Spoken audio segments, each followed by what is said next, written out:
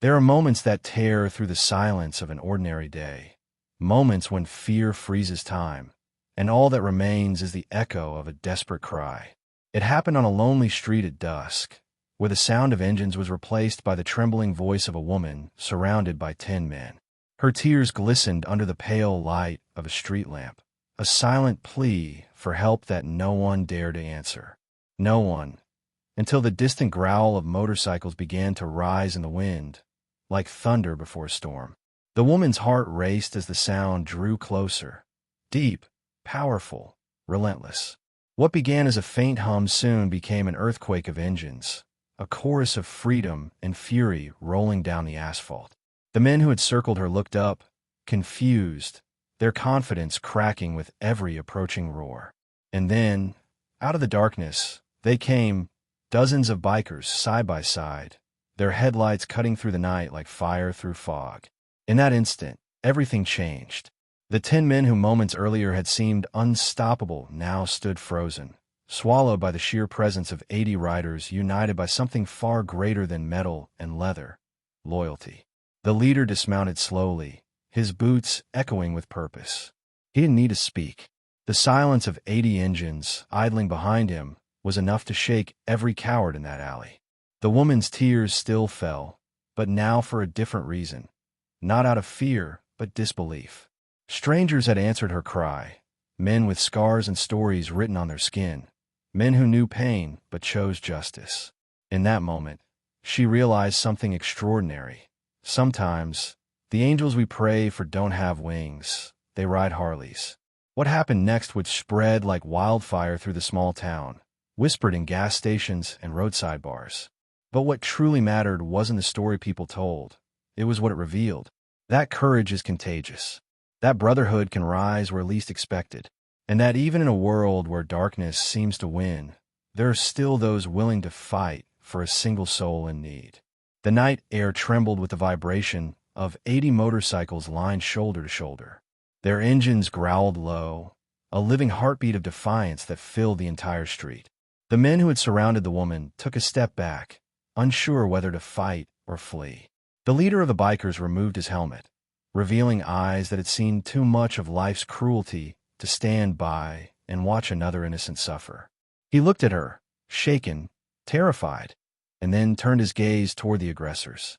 The silence that followed was heavier than thunder. No one knew who these bikers were, or how they appeared so suddenly. To some, they were outlaws. To others, ghosts on wheels. But for her, they were saviors born from smoke and steel. The leader finally spoke, his voice calm but unyielding. "You picked the wrong woman." The 10 men hesitated, exchanging nervous glances. The sound of metal chains clinking from one of the bikers' belts made them freeze. There was no need for threats. Presence alone was power. They could feel it, the weight of unity, the silent promise of retribution if they dared take another step. Moments stretched like hours.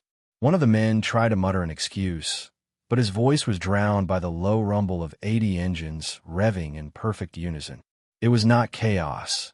It was harmony, a warning written in noise. Slowly, one by one, the men retreated into the darkness, swallowed by the same shadows they had used to corner their victim. The bikers didn't chase them.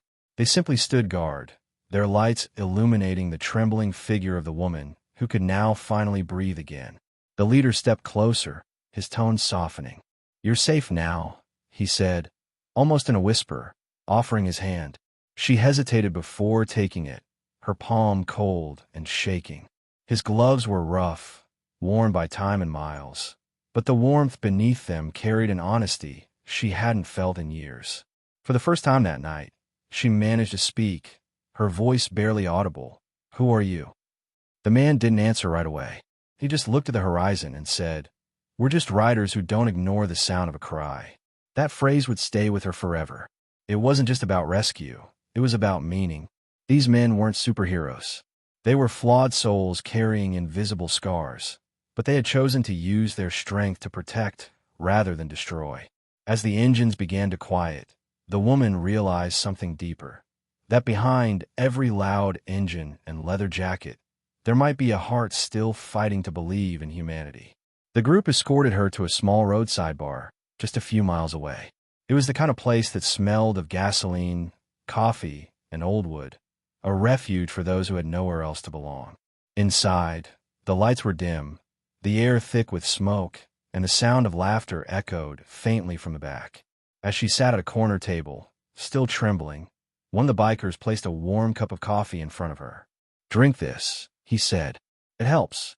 She took it with both hands, her eyes darting around the room, unsure whether to trust this unlikely army of strangers.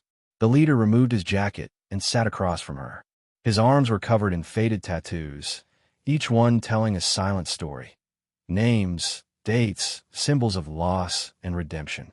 "You don't owe us anything," he said firmly. "We just do what's right when no one else does." She looked at him, confusion flickering between gratitude and disbelief. "Why?" she asked quietly. "Why would you risk so much for someone you don't even know?" He leaned back, his gaze distant, almost lost in memory. "Because once," he began slowly, "no one came for my sister." The words landed like a blade cutting through silence. The other bikers, who until then had been joking softly among themselves, fell quiet. Every man in that room seemed to carry a similar pain, a story buried deep beneath years of noise and dust. These weren't rebels, they were survivors. And somewhere along the road, they had made a vow. If the world turned its back on someone in need, they wouldn't. The woman listened, her heart breaking at the sincerity in his voice. It wasn't pity that drove them, it was purpose. Their brotherhood wasn't built on speed or rebellion. It was born from the ashes of loss. Each member of that group had once been broken, but together, they had found a way to turn their pain into strength. As she sipped her coffee, her tears returned, but this time, they carried something different. Not fear, gratitude. Outside, the night stretched endlessly, and the faint reflection of their motorcycles glimmered beneath the moonlight. For the first time in a long while, the woman felt protected, not by the walls of a house, but by the unspoken bond of those who had decided that no cry should ever go unanswered again. The engines might rest for the night, but the spirit that fueled them was far from sleeping. Something in her heart whispered that this encounter was only the beginning of a story far larger than any of them could imagine. The next morning, sunlight spilled over the horizon, painting the chrome of the motorcycles in gold. The woman awoke on a worn leather couch inside the bar, covered by a biker's jacket that smelled faintly of rain and gasoline. For a moment, she didn't know where she was. But then the memories came back, the circle of men, the roar of engines, the eyes of the man who had stood between her and the darkness. She sat up slowly, and, through the window, she saw them, the bikers, outside, fixing chains, tightening bolts, preparing to ride again. They looked unstoppable, as if the road itself depended on their presence. When she stepped outside, they turned toward her. No one spoke at first. There was only the hum of wind and the rustle of leather. The leader, known simply as Wolf, handed her a small piece of bread and a smile that didn't need words. "Eat," he said. "You've got a long road ahead." His voice carried a quiet authority, the kind born not from command, but from having led others through storms. She hesitated. "Where are you going?" she asked. He shrugged, strapping on his gloves. "Wherever we're needed." The simplicity of that answer stunned her. These men lived with no destination, no fame, no expectation, only purpose. They didn't ask for thanks, and they didn't stay to see the aftermath. Their mission was as silent as it was sacred, to appear when the world turned cruel, and to disappear before anyone could repay them. It was freedom with meaning, rebellion with heart. For the first time, she understood that the roar of a motorcycle wasn't just noise. It was a language, a promise that someone, somewhere, still cared enough to fight back. As Wolf prepared to leave, she grabbed his arm. "You can't just go," she said, her voice trembling. "I don't even know your names." He looked at her, the ghost of a smile playing on his lips. "Names don't matter," he said softly. "What matters is what you do when no one's watching." Then he turned toward his bike, kicked the ignition, and the machine came alive with a thunderous growl that vibrated through the ground. One by one, the others followed, forming a line of light and power that stretched down the empty road. The woman watched as they rode off, her heart pounding with an emotion she couldn't name. She didn't know if she would ever see them again. But deep down, she felt that their paths were not meant to end there. The memory of that night, of those 80 riders who came from the dark, would follow her like a heartbeat, echoing in every lonely moment, whispering the same truth over and over again, that sometimes salvation doesn't come from heaven. It comes from the road. Days passed, but the encounter refused to fade. The woman tried to return to her normal life, but everything had changed. The city felt different now, colder, emptier, as if every street corner reminded her of what could have happened if those men hadn't appeared. She found herself scanning every road she crossed, hoping, almost praying, to hear the distant rumble of engines once more. But they never came, and yet their presence lingered, in her dreams, in the way she looked at strangers, in the way she learned to believe again. She began volunteering at a small shelter for women, her heart pulled toward those who carried the same fear she once did. Night after night, she listened to their stories, broken voices, trembling hands, eyes haunted by memories they could not erase. And every time she did, she remembered the words Wolf had said, "What matters is what you do when no one's watching." So she started doing what they had done for her, helping without expecting anything in return, standing up when others turned away. One evening, as she was leaving the shelter, she heard it, the faint echo of engines in the distance. Her heart stopped. She ran to the window, eyes searching the street, but there was nothing there, just silence and the whisper of wind. Still, she smiled. Maybe it was only her imagination. Or maybe, somewhere out there, the Brotherhood was still riding, still saving, still answering the cries of those too afraid to call for help. Weeks later, she received an envelope with no name. Inside, there was nothing but a small patch, black and silver, embroidered with a single symbol, a winged wheel wrapped in a chain. No letter, no explanation, just that emblem, carrying the weight of a promise. Tears filled her eyes as she pressed it against her chest. It wasn't just a gift. It was a reminder that even in her silence, she had become one of them in spirit. From that day on, she wore the patch on the inside of her jacket, not for others to see, but for herself, a symbol of courage, of rebirth, of gratitude. And every time she heard a motorcycle passing in the night, she would look toward the horizon, whispering a quiet prayer for those men who had taught her that strength doesn't always wear a badge. Sometimes it wears a helmet and rides into the dark. Months went by, and life began to rebuild itself piece by piece. Yet even as routine returned, a quiet restlessness remained within her. Every night, when the world went still, she would close her eyes and see it again, the glow of headlights slicing through the darkness, the sound of 80 hearts beating as one. She had survived that night, but survival wasn't enough anymore. Something deep inside her had awakened. It was as if the roar of those engines had planted a seed that refused to stop growing. She started spending her weekends on the outskirts of town, where the bikers used to gather. Locals whispered about them, the Ghost Riders. They called them protectors with no flag, no name, no home. Some said they were veterans haunted by war. Others swore they were fallen angels paying for their sins. But she knew the truth was simpler and far more powerful.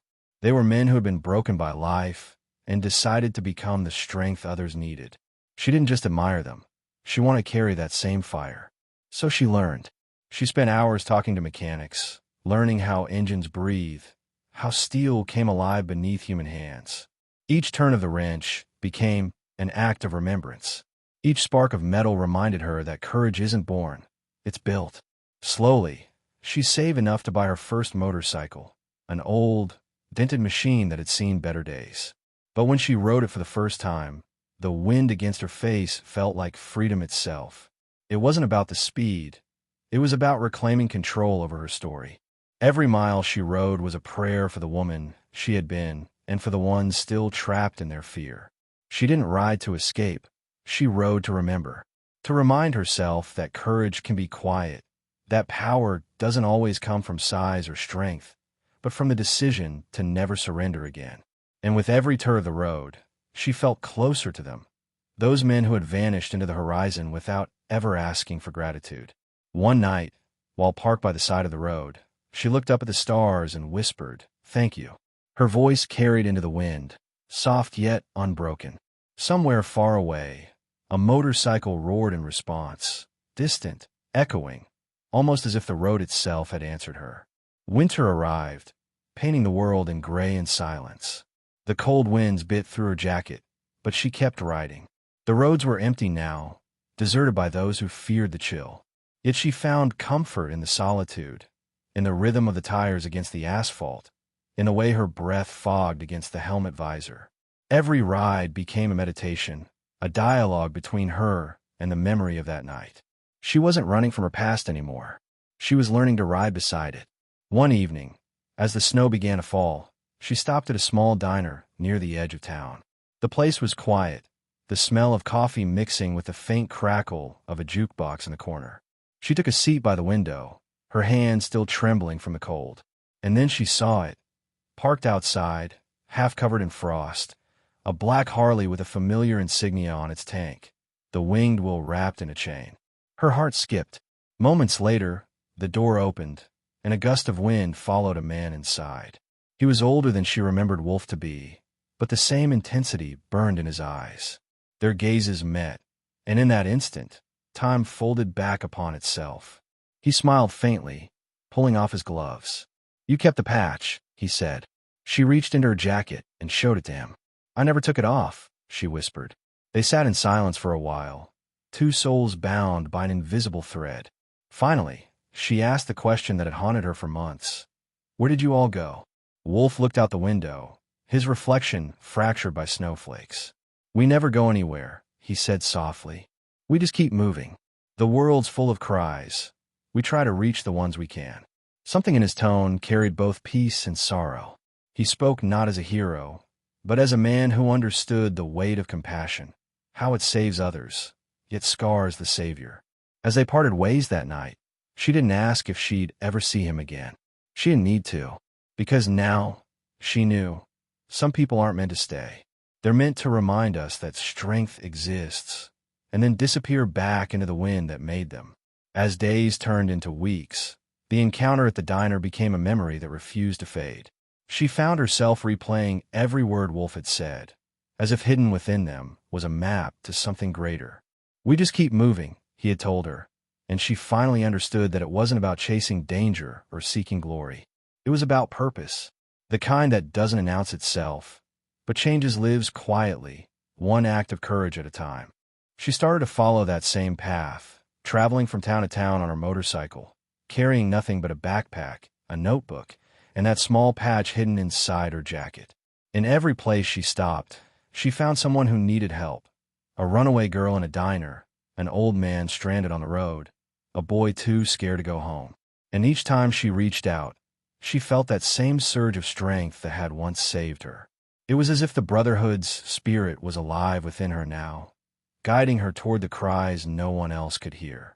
People began to notice her, not as a hero, but as a mystery, a lone rider who showed up when things went wrong, then disappeared without a name. Whispers spread across towns, stories told by truckers and bartenders about the Iron Angel, the woman who rode alone but carried the heart of 80 men. She never corrected them. Legends, after all, were just truths too big to fit into words. One evening, she stopped by a gas station in the middle of nowhere. The sky was bruised purple, and rain clouds gathered like memories above the horizon. As she filled her tank, she noticed something etched faintly into the pump, a symbol scratched in with a knife, the winged wheel. Her heart skipped. It was old, weathered, but it was there, a sign that they had passed this road before her, maybe years ago, maybe days. She traced it with her fingers, a quiet smile on her lips. The Brotherhood was still out there. When she hit the road again, the rain began to fall, soft at first, then heavier, drumming against her helmet. But she didn't slow down. The thunder above sounded almost like engines, and she realized something she had never dared to believe before. Maybe she wasn't following them anymore. Maybe now, she was one of them. The road stretched endlessly, winding through forests, small towns, and empty plains. Every place held its own silence, its own ghosts. She had stopped counting the miles. Distance no longer mattered. What mattered was the rhythm, the steady hum of the engine, the pulse beneath her gloves, the feeling that she was exactly where she was meant to be. But even freedom carries weight. Late one night, she found herself at a crossroads, quite literally, two roads diverging under a flickering streetlight. She pulled over, removed her helmet, and let the cold wind sting her cheeks. For the first time in months, doubt crept in. What if she had built her life around a moment that could never be repeated? What if all she was doing was chasing ghosts? Then, from behind her, came the faint echo of an engine. Not thunderous like before, but soft, steady, familiar. A single headlight cut through the fog, and a figure approached, slowing to a stop beside her. The rider lifted his visor, revealing a face she didn't know, younger, but with the same fire in his eyes that she remembered in Wolf's. "You're on the right road," he said simply, as if he had been waiting for her. She blinked in surprise. "Do you know them? The Brotherhood?" He nodded. "We all do," he said. "Once someone saves you, you become part of it. That's how it works." His words hit her like a revelation. The Brotherhood wasn't a club or a gang. It was a legacy, passed from soul to soul, through acts of courage, through moments when someone decided to do what was right without being asked. As they rode side by side into the night, the silence between them was filled with meaning. She didn't ask his name, and he didn't ask hers. The road ahead was long, uncertain, but illuminated by something stronger than headlights: faith. Not the kind that looks upward, but the kind that looks forward, the kind that keeps moving, no matter how dark the night becomes. And for the first time since that terrible night when she had been surrounded and saved, she felt completely at peace. Because now she knew, she wasn't riding away from fear. She was riding toward purpose. The wind howled as they rode through the darkness, the two bikes slicing through the night like silver blades. The young rider's taillight flickered ahead of her, guiding the way across an empty stretch of highway. Every mile felt like a heartbeat, steady and alive, echoing the rhythm of the past and the promise of what was to come. There was no destination, only motion, and within that motion, a strange sense of belonging. For the first time, she didn't feel like she was running from the world. She was part of something that was moving with it. They stopped near dawn, by a ridge overlooking a quiet valley. The sky was turning pink, the kind of color that only appears when the night refuses to let go. As they sat on their bikes, watching the light crawl over the horizon, the young rider turned to her and said, "Wolf talked about you." She froze, her breath catching in her chest. He said the woman they saved found her own road, and that one day, she'd find us. She didn't know what to say. The air between them felt sacred, heavy with the weight of everything that had been left unsaid. The young man reached into his jacket and pulled out a small metal pendant, the same winged wheel symbol she carried on her patch. "He wanted you to have this," he said. "Said it belongs to those who carry light into dark places." Her hands trembled as she took it. It wasn't just metal. It was memory, forged in fire, bound by the promise of brotherhood. She closed her fingers around it and whispered, tell him I never forgot." The young man shook his head gently. "You can tell him yourself," he said, his voice low. "He's waiting." She stared at him, disbelief and hope colliding inside her. "Where?" she asked, but he simply smiled. "Follow the sound," he said, and then he started his engine. The roar filled the air once more, that familiar thunder she had heard on the night that changed everything. She followed, the road curving through mist and memory, each turn pulling her deeper into the unknown. Her heart raced, not from fear, but from something stronger, the sense that she was about to face the very man who had given her back her life. As the first rays of sunlight broke through the clouds, she saw it, a clearing filled with motorcycles parked in perfect formation, gleaming under the morning light. Dozens of them, maybe more. And there, at the center, stood a man in a black jacket, silver hair glinting beneath his helmet. Even from a distance, she knew. Wolf. When she stepped off her bike, the world seemed to go quiet. Wolf turned, his eyes catching hers across the distance. Older now, marked by time, but still carrying that same fire that once silenced 10 men in the dead of night. For a moment, neither of them spoke. It was as if the years between them collapsed into that single instant, back to the street, the fear, the engines, the salvation. Then, slowly he smiled. Took you long enough, he said, his voice roughened by both laughter and years. She laughed softly, tears burning her eyes. I didn't think I'd ever find you, she said. You weren't supposed to, he replied. You were supposed to find yourself. The words sank deep, more powerful than any sermon or promise. Because he was right. Every mile, every scar, every moment of doubt had been part of the same journey. Not to meet him again, but to become what he once was for her. Hope in motion. They talked for hours, sitting by the fire as the rest of the bikers gathered around. Some she recognized from that night. Others were new, faces shaped by stories just like hers. No one spoke of glory or revenge. They spoke of redemption, of the roads that led them here, of the lives they had touched without expecting anything in return. The woman listened, her heart swelling with pride. This wasn't just a group. It was a living testament to what courage could build when it refused to die. When dusk fell, Wolf stood and placed his hand on her shoulder. You're one of us now, he said quietly. Not because we made you one, but because you already were. The engines roared to life behind them, dozens of headlights piercing the darkness once more. She climbed onto her bike, her pendant catching the last glint of the sun, and for the first time, she felt whole. Not the woman who had been saved, but the rider who now carried the fire forward. As they rode into the night, side by side, the sound of their engines became a hymn, not of rebellion, but of faith, a reminder to the world that strength is not born in silence, but in the roar of those who refuse to turn away. Somewhere far in the distance, thunder echoed across the sky, and she smiled beneath her helmet. The brotherhood was eternal now, and so was she. The night fell quiet once again, but this time, the silence didn't carry fear, it carried peace. The woman rode beneath the stars, her heart synchronized with the rhythm of the engine, her soul aligned with the endless road ahead. Everything she had lived, from the terror of that first night to the reunion under the dawn's light, had led her to this moment. She was no longer a victim rescued by fate. She had become part of a greater story, one written in courage, loyalty, and redemption. The brotherhood was no longer something outside of her. It was within her. As the highway stretched into the horizon, she realized that some people come into our lives not to stay, but to awaken something we thought we had lost, faith in humanity. Wolf and his riders had not simply saved her life. They had reminded her of a truth the world too often forgets, that compassion still roams among us, sometimes on two wheels, hidden behind helmets and scars. They had taught her that strength isn't loud, and kindness doesn't always wear a smile.